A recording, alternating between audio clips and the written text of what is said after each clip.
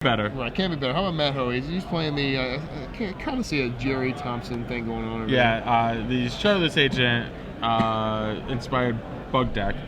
Basically, king of the mid-range. King of the mid-range. That's what I like to call it. Nobody's going to draw more cards in this Shardless bug deck. Right. Ancestral Vision, Shardless Agent itself, Baleful Strix. You know, I was rooting for Eric because he's playing against a guy who eliminated my pal here. But now I'm double rooting for Eric because this deck was the one that slain me in the finals of the Invitational a couple ago. So if you guys wanted to see a Shaheen token, nevermore, my friends. Almost had it. Why does Jerry need 2, huh? Why'd you let him win? Yeah, Ancestral Visions is cheating, man. Cheating card. Who plays a card in Legacy that doesn't draw anything until turn 4? It's not fair. And I'm not counting the cheating way of getting it in play either, so. All right, well, I'm going to shrug that off, and we're going to get back into the match here. We have the Strix. If that card was standard legal, Esper Walkers have been so much better. But now it's not. I think a lot of decks would be a lot better. It would be... Baleful Strix is deceptively powerful. It is. Death Touch, flying, 2 or 1/1, draws a card for just 2 mana, and an artifact, which can be a good thing or bad thing depending on what you're using it for. Alright, so Eric has a Lightning Bolt for that Deathrite Shaman, and now he's on his turn. He's brainstorming. Looks like a Submerge in his hand. Something you don't see too often. Yeah, the Grixis decks, well, the Delver decks run Submerge. Almost all Rug Delver decks run Submerge. You don't really see it outside of Rug Delver. That's mainly because Rug Delver has no answer to a humongous Tarmogoyf. They can only stop it from like countering it. They can't bolt it. They can't battle it in combat. So. Oh wow! So potentially a huge thing for. Matt made a big mistake there. A subtle big mistake there. He played his land first, and then played the Tide Hollow Strix, and then drew a Wasteland. So in the Wasteland could have put Eric on 0 land. Oh wow! And then he wouldn't have been able to play anything. So when you're playing cards like that, definitely you just go in order of things. It's just like you're baking a cake, right? You go in order. You don't go out of order. So now he's going to use the Wasteland here.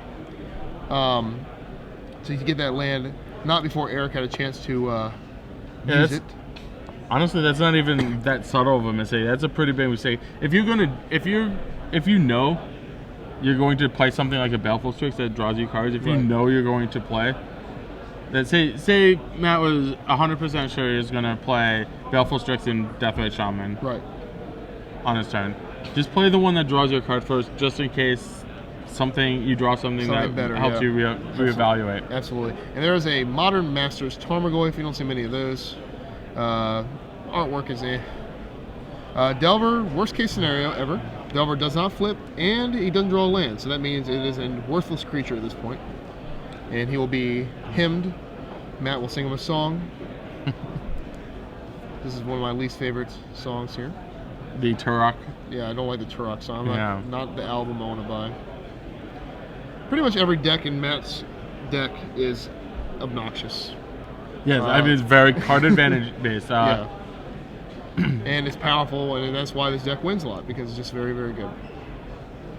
So we're going here at random, discarding 2 cards. Matt is very, I don't know if you've ever seen him on camera, he's very vocal with his hands. He's just an animated guy. He's an animated guy. Patrick said that he could be a professional wrestler because he's a thicker build here, big arms here, and he's very animated and got the face for it. So, Matt, if this doesn't work out for you, if you don't win that big Star City money, it might be a home for you in WWE. Stop some people. All right, so big attacks here. Goyf is huge, but if he draws a land, he can dismember it. So, let's go ahead and look. Point.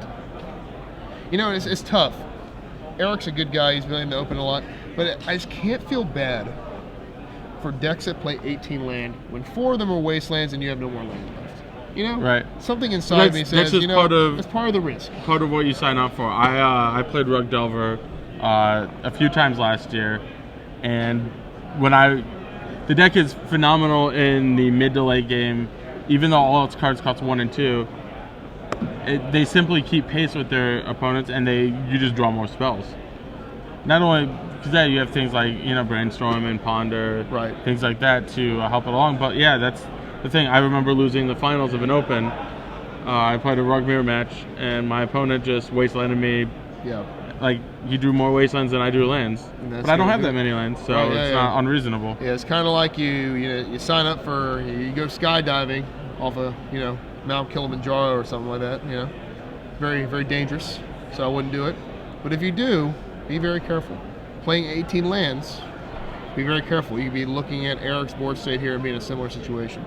Eric also, to join his 4 Wastelands, plays 4 Stifle, so another reason why I say it's good mid to late game is because Run Dover went through some evolution. We saw it have no Stifles for a good amount of time, and then all of a sudden everybody, you're crazy if you're not running 4 Stifle. Everybody's running Stifle now, because 1 mana Stone Rain is just too good not to play. Plus other things, of course. So Eric is going to do something here. He has to dismember, which is awful because you're going down to a life total that's just death. He's, I believe he's just 1 short of, Matt is 1 short of lethal on the board because Eric's at 5 now. Right. And Matt's showing 4 in play.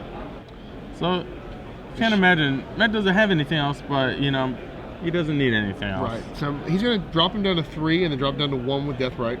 And then, even if Eric bolts the Deathrite, he won't have enough resource to deal with both Strixes at 1, and this will be the ball game here. Sure. If he had a couple Even if you could flip with Delver and the old fetch land when you're at 1 draw. Yeah, there you go. All right. There you go. And Matt Hoey takes it down, improves to 7-0. That should lock him up a top 8 spot. He's doing well this weekend. Yeah, he's doing real well. And, I believe he lost in these. He lost playing for top 8 yesterday. Oh, did he? Okay. So, I mean, like we say on camera, he's a good player. Friends with the guy that I think it's Andrew. He's plays with Andrew Tenjum as well. Who? Yeah, like the Chicagoland area. Right. So they're all from that northern Illinois type